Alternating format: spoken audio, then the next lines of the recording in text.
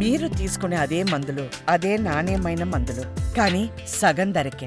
అవును, MedPlus brands pi 50 to 80% తగ్గింపు.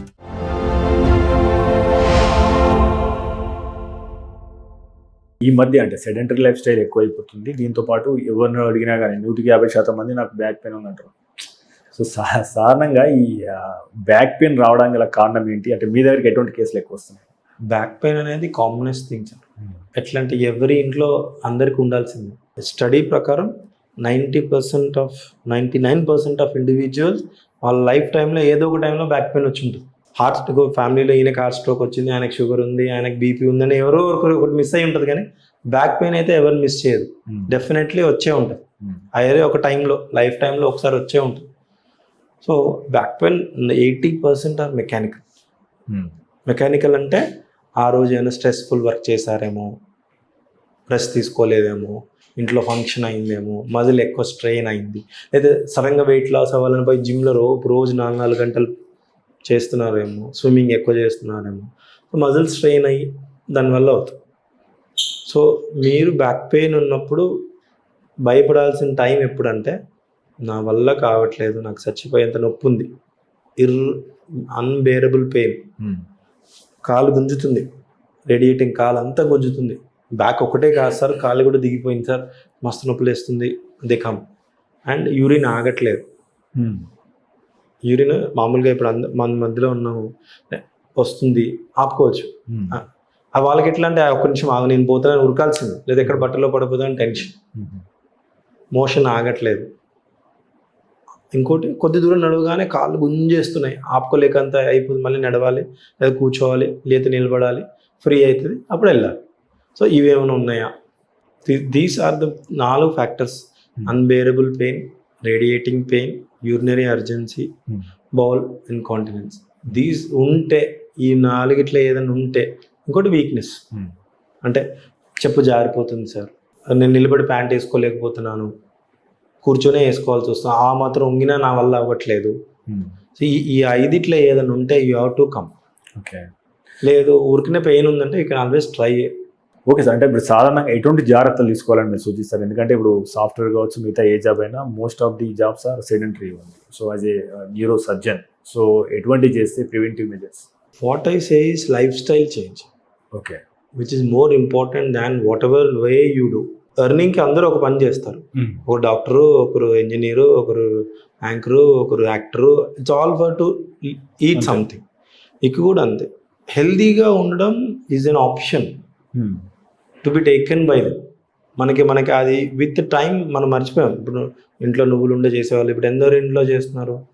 If you go outside నా, నువ్వులు లేకుండా ఒక ఫుడ్ ఉండదు. Even we understood what is our heritage. We forgot, నువ్వులు తింటారా, పిజ్జా తింటారా, బట్ బయటికి పోతే పిజ్జా మీద నువ్వులే ఉంటాయి. That is how healthy. So healthy life style is always adaptable ఉండాలి, అడాప్ట్ చేయాలి. నేను నా దగ్గర వస్తారు, బ్యాక్ పెయిన్ మెడిసిన్స్ రాసిస్తా, మళ్ళీ వస్తారు, మళ్ళీ రాసిస్తా, మళ్ళీ వస్తారు, మళ్ళీ రాసిస్తా. ఐ ఆల్వేస్ టెల్ మా పేషెంట్స్ అందరికీ చిన్న ముళ్ళు స్టోరీ చెప్తాను. ముళ్ళు గుచ్చుకుంది, ఇక్కడ చీమైంది, ఇన్ఫెక్ట్ అయింది, ఈ ముళ్ళు తీయలేదండి, యాంటీబయాటిక్ ఇచ్చాను, పెయిన్ కిల్లర్ ఇచ్చాను, వాపు తగ్గడానికి ఇచ్చాను, ఇచ్చిన 2 రోజులు బాగుంటుంది. పని చేసినాక మళ్ళీ నొప్పి పెడతాయి, అక్కడ నుంచి చీమ మళ్ళీ అక్కడ పడి మళ్ళీ సేమ్ స్టోరీ. ఇక కూడా అంతే, ఈరోజు బ్యాక్ పెయిన్ నా దగ్గర వస్తారు, రేపు ఇంకో డాక్టర్ వస్తారు, అన్నీ తిరిగి నా లైఫ్ ఇంతే ఉందంట. Most common thing for back pain is healthy life style. Healthy life style ఎవరు చెప్పలేరు, వాళ్ళ సిచ్యువేషన్కి వాళ్ళు చూసుకొని 7 తర్వాత తినొద్దు, పొద్దున్నేసి ఒక 30-40 మినిట్స్ చేయాలి ఫిజికల్ ఎక్సర్సైజ్. వాట్ ఎవర్, మీరు నడుస్తారు, ఒకరు జిమ్ చేస్తారు, ఒకరు ఫిజికల్ యాక్టివిటీ చేస్తారు, వాట్ ఎవర్ దే వాంట్. ఒకరు ప్రాణాయామం చేస్తారు, ఒకడు సూర్య నమస్కారం చేస్తారు, they have to do.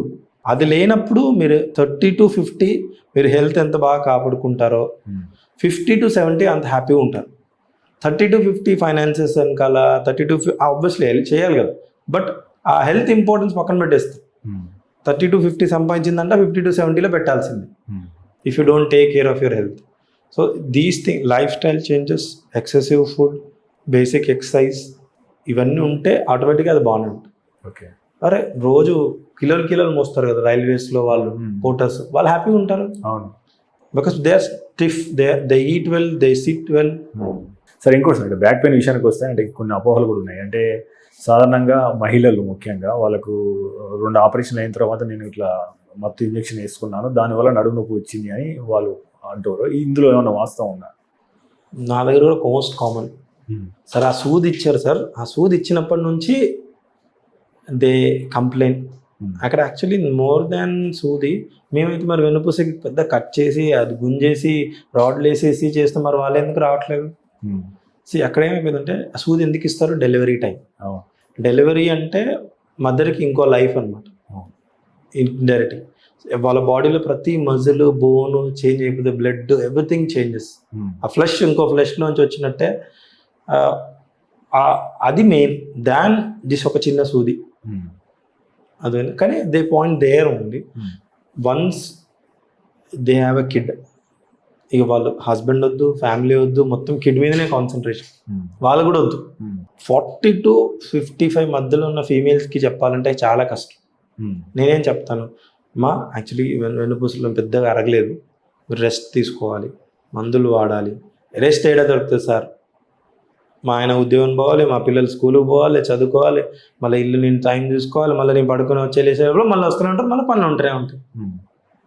I always tell that example, it is very important. వాళ్ళ మనసు అంతా హస్బెండ్, పిల్లలు ఇదే ఉంటుంది. సో మనకు కూడా మనకి రెస్ట్ ఇవ్వాలి. ఎంత తుడిచిందే తుడిచి ఆ నీట్గా ఉండాలి, ఇల్లు నీట్గా ఉండాలి. ఒకవేళ పని అయిపోయినా కూడా they concentrate on that only.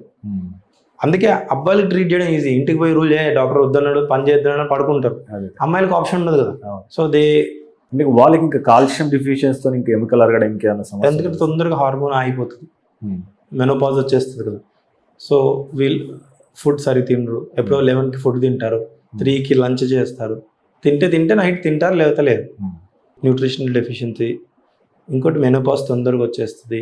లేదా ఇప్పుడు సగం మందికి 30 yearsకే హిస్టెక్టమీ అయిపోయి ఉంటుంది. So these are the reasons. And వాళ్ళకి ఎక్సర్సైజ్ చేసే టైం ఎక్కడుంది? మీ టైం ఎక్కడుంది? మీ టైం లేనే లేదు.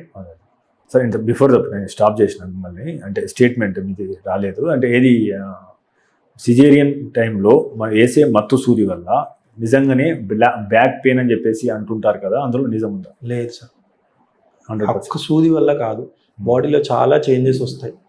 మన కాన్సన్ట్రేషన్ అంతా దాని మీద ఉంటుంది అంతే. మేము ఓపెన్ చేసి పెద్ద సర్జరీస్ చేస్తాం కదా, అంత చిన్న దాంతో ఎందుకు. కానీ దెర్ ఆర్ థియరీస్. అక్కడ ఏంటంటే ఇంజెక్షన్ ఇచ్చినప్పుడు అక్కడి నుంచి కొద్దిగా వాటర్ లీక్ అయ్యి ఆ పెయిన్ ఉంటుంది అని, దానికి ఎపిడ్యూరల్ ప్యాచ్ అని, లేకపోతే స్కిన్ ప్యాచ్ అని ఇవన్నీ చేస్తారు. But that is not commonly what they complaint. కామన్గా వాళ్ళు కంప్లైంట్ చేసేది నడుము నొప్పి. Because they once delivered they put on weight, they don't eat properly, they feed, పాలిస్తారు. So they have calcium deficiency. సమస్యలు ఎందుకు పెరుగుతున్నాయి సార్? ఇప్పుడు L1, L2, L3 ఇవి అయినాయి అంటారు, ఆపరేషన్స్ అంటారు. ఇవి ఎందుకు పెరుగుతున్నాయి? లేదా పెరుగుతున్నట్టు అనిపిస్తుంది అవేర్నెస్ పెరిగి? ఒకటి అవేర్నెస్ పెరిగింది. ఇంతకుముందు మన పేరెంట్స్ అప్పుడు ఫిజికల్ యాక్టివిటీ ఈజ్ నార్మల్. ఇప్పుడున్న జనరేషన్ ఫిజికల్ యాక్టివిటీ ఎక్కడ చేస్తున్నాం? ఫిజికల్ యాక్టివిటీ లేదంటే all other problems will happen. అది మళ్ళీ ఎక్స్ట్రీమ్ ఫిజికల్ యాక్టివిటీ ఉండకూడదు. Extreme physical activity is also డిటర్మెంట్. ఏది ఎక్కువ ఉండకూడదు, తక్కువ ఉండకూడదు. ఇప్పుడు ఒక 2 kilometers నడవాలంటే అమ్మో 2 kilometers నడవాలా, అలా 2 kilometers టకటక 5 నిమిషాల్లో అయిపోతుంది అనుకుని నడిచేవాళ్ళ రోజులు ఉన్నాయి. ఇక్కడ నుంచి ఎల్బీనగర్ పోదాం నడుచుకుంటా అంటే ఎల్బీనగర్కి అమ్మో ఇక్కడ ఇంత దూరం ఎట్లా పోతాం అన్నట్టు. So physical activity is missing. That will cause degeneration. You have to keep your body fit. You have seen so many ఒక్కొక్కరు heroines whatever, they are fit only because they have me time. They know what to eat, they know. ఇప్పుడు ఒక international yoga day వస్తే sir 10 మంది surgery పేషెంట్లు వస్తారు. ఎందుకు? TV అంతా చూపిస్తారు కదా లాస్ట్ 5 days నుంచి ఇంటర్నేషనల్ యోగా డే. ఇన్ని రోజుల నుంచి ఏం చేయరు, సడన్గా 20 సూర్య నమస్కారాలు చేస్తే ఏమవుతుంది? That's what happens. So you make your body fit, good sleep, good food.